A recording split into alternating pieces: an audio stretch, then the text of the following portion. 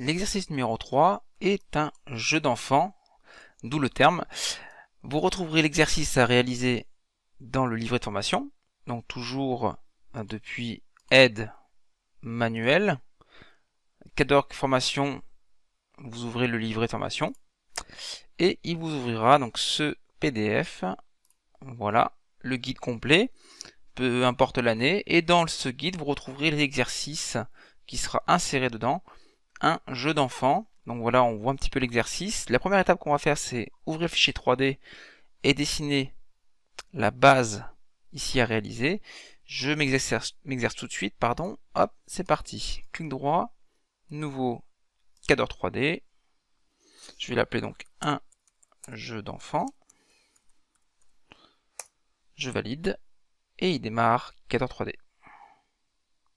Alors, maintenant, je vais commencer à regarder pour les données de projet. Ça, on l'avait toujours pas vu.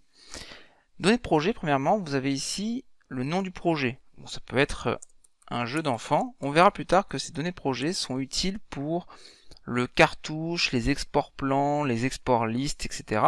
Donc il y a plusieurs points où on peut interagir dedans pour avoir derrière des automatismes intéressants.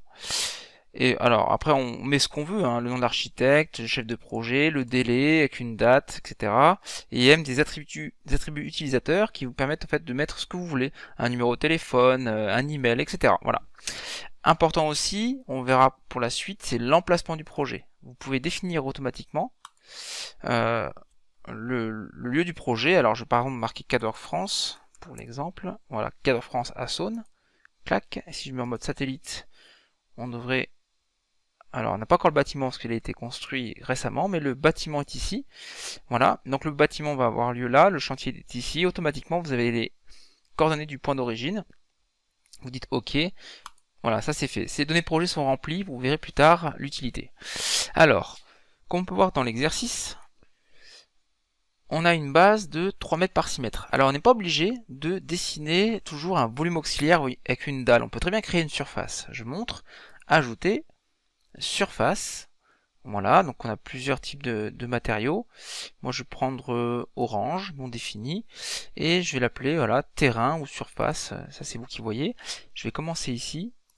Je vais dire donc du coup en Y de 3 mètres, en X de 6 mètres, en Y jusqu'au point d'origine ici, voilà, et clic droit je valide. Cela m'a donc du coup créé une surface de 3 mètres par 6 mètres en 3D. Maintenant je vais dessiner la base à l'intérieur de l'emplacement du jeu, donc la partie structurelle. Pour ça je vais mettre carrément en plan 2D, je clique sur la surface du plan, et maintenant je peux ici tracer par trait construction des parallèles à 1,50 m comme on peut le voir sur le plan. Voilà. Ensuite on a 1050 sur les côtés. Voilà. La structure fait 900. Et voilà. Et là ce que je vais faire, alors soit je pourrais faire un coupé contour pour couper le rectangle ici. Non, je vais pas faire comme ça, je vais plutôt ajouter simplement une ligne en fait. Raccourci AL. Ajouter une ligne pour déterminer le contour de ma structure. De cette manière, je ne me tromperai pas quand je vais mettre mes poteaux d'épaisseur, d'emplacement. Voilà, donc là, vu que c'est pas une surface, c'est une ligne, je suis obligé de faire le contour complet. Clic droit, je valide. Je quitte des clics droits, je retourne en 3D. Et là, voilà, ça y est, je le vois un petit peu.